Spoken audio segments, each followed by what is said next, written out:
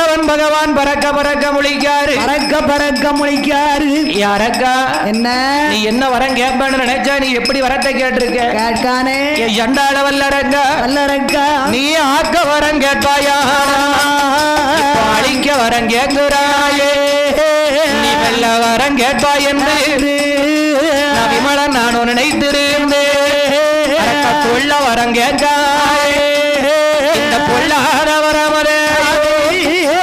பொல்லாத வரமலையோ அதர்மை சண்டாளம் கேட்டானே.